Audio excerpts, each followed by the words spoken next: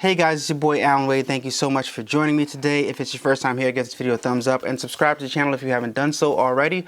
Also hit the post notification bell so you can be notified every time I upload a new video. I greatly appreciate it. Thank you so much for joining me. Today we are going to be reviewing and showing you some things I dislike about the Craft Pro from Heat Press Nation. This is my first slide out drawer heat press that I purchased, and I have to say I was somewhat disappointed. The slide out feature is still good, but there's some mechanics that need to be worked out that I don't think should be an issue when you buy a heat press.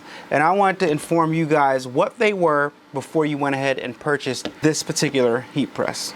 So guys, my first complaint about the Craft Pro that I absolutely despise is the digital display on the unit. God, honestly, this display, you're gonna have to like play with your lighting in order for you to see what number you're getting, both on the timer and on the temperature gauge, because it's not that good. I think it should be a LCD screen instead of this digital type of unit that they're using, because it seems like when the machine is off, you can still see all the possible digits that it could be. It's like an 888 on the screen, and when you turn it on, it slightly lights up. It's not bright enough. I just think this I guess it's an analog system. I don't know. You guys can let me know in the comments section down below what type of system this is, but it seems that the unit, the display unit, is very obsolete and very old.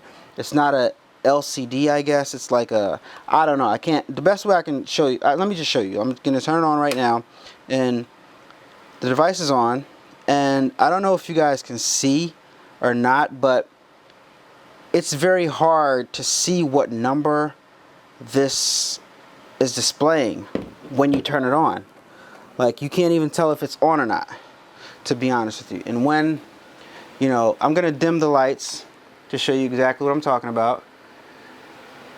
I guess you can see it a little bit better now, but it doesn't, the display does not read that good. It's very hard to see the numbers on the display. Very, very hard, especially if you're like look, I can see it's like on 10 right now. You can't really see it, you know, you can't really see it. Let me just move this around. It's very, very hard to see these numbers, guys. Very hard, very, very hard. Like, look, you have to like almost fight with the machine to see the numbers. Very difficult. Next thing that we're going to talk about, and the thing that I absolutely hate the most about this, see these springs right here underneath? You're looking right now at the back of the platen underneath the heat press, right? You see these springs right here? I'm going to slide the platen forward because it'll slide out. You see these springs right here? Worst thing ever. I'm going to show you what happens. When you push down on the handle, the springs extend. Right? The springs stretch out. Makes sense.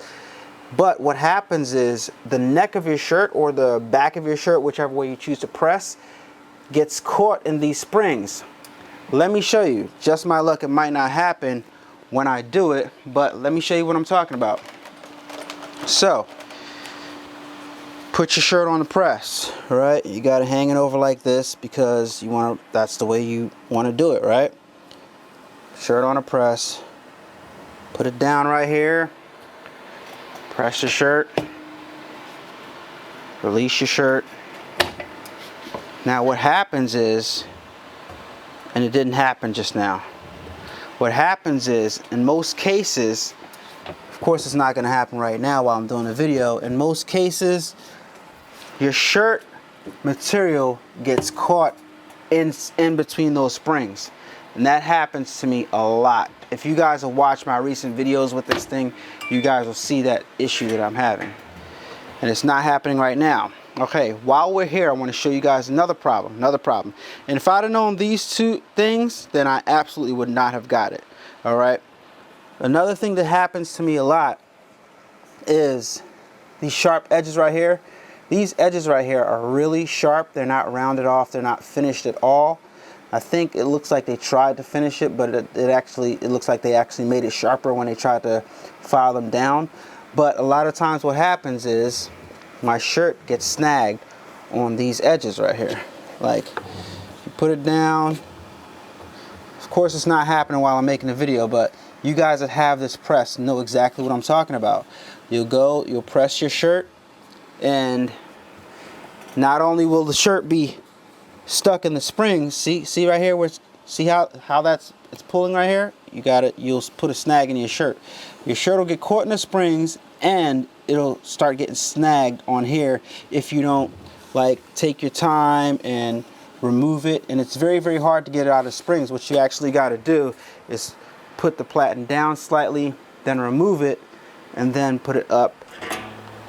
That's just a bunch of extra steps that nobody should have to go through.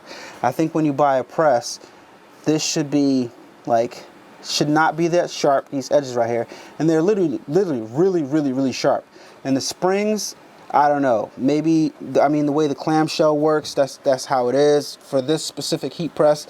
But there are plenty of other heat presses that this part right here is just flat, and this unit, maybe if it was down a little bit further, I don't know, it could have been a better design to where as though your shirt does not get snagged in that part of the press. So those are two issues that if I would have known those two issues, I 100% would not have purchased this heat press. All right.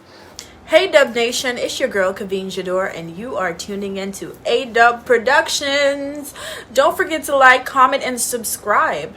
And while you're at it, head over to my channel for some great videos. So the next thing and the last thing that I don't like about this heat press, it's not really a deal breaker, but I just think that it gets in the way, is this wire right here that connects to the platen. I don't know if they had to locate it, put it right there, but I think the design team could have easily put this on the inside of here, like on the inside behind the platen, and made it so that the electricity can heat up the coils from back here maybe, and then come through this little area and go up into the unit. Then that would have been much easier. Like, instead of being right here, it could have been right there in the middle and routed up here to go up into the unit right here instead of the side. I don't know, but just me, I don't know, maybe that would have created a whole nother issue with these springs. Maybe they have a bunch of the coils and that's the only way or only place that you can mount it. I'm not sure, but I have an issue with that. I don't like it, and I wish that it wasn't mounted like this. This thing just gets in the way, and you could snag on it. You can snag something on it easily. I just don't like where it is. But like I said, it's not a deal breaker. Now, with all that negativity, I gotta tell you, the thing that I like about it the most is the fact that you do have the slide out drawer, and I absolutely love having a handle underneath here. So when you go to open it, if you have tight tension, you can just grab this handle. The handle doesn't get hot, along with the handle up top, and you can just open up your clamshell like that. That's my absolute favorite feature about this machine. I actually wish that this handle was out a little bit further so you didn't have to reach all the way under, because it just seems like it's you're reaching under a little bit too far. If it was like right here, then that would be better, but that would probably make the machine a little bit bigger. So I understand why they put it right here. So that is the feature that I love about it the most, and the fact that the platen heats up very, very good. It seems like it distributes the heat evenly across the whole thing, and I absolutely noticed the difference between this one and my old cheap heat press. So those are the two things that I like about it the most, and of course the slide out drawer. Slide out drawer would be a more enjoyable experience if it wasn't for these things right here getting snagged and my clothes getting caught in the spring.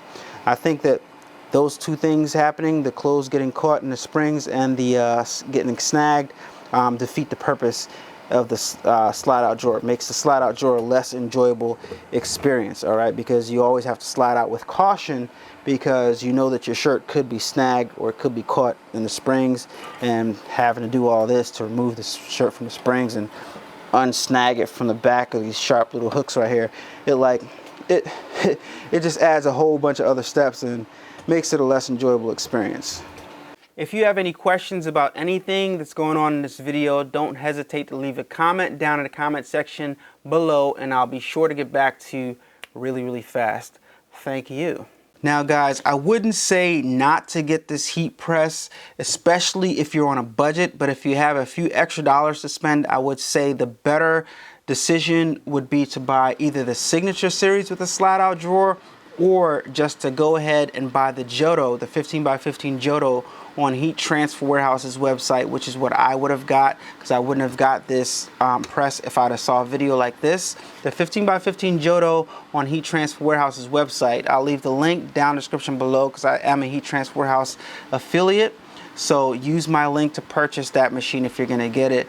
But the 15x15 Jodo, it doesn't have the slide out drawer, but the clamshell opens up super wide. The platen heats up impeccably perfect, and there isn't much on the market that can beat that machine out when it comes to pressing, guys. So that's the machine that I would recommend that you start off with. Actually, I'd recommend you start off with the 16x20. That machine is so popular that it's always sold out. So if you see it on the website, then do yourself a favor and just get one, because I want one and it continues to be sold out. I'm so frustrated about that, and I'm an affiliate and I can't even get one. So that's the machine that I would recommend that you guys get.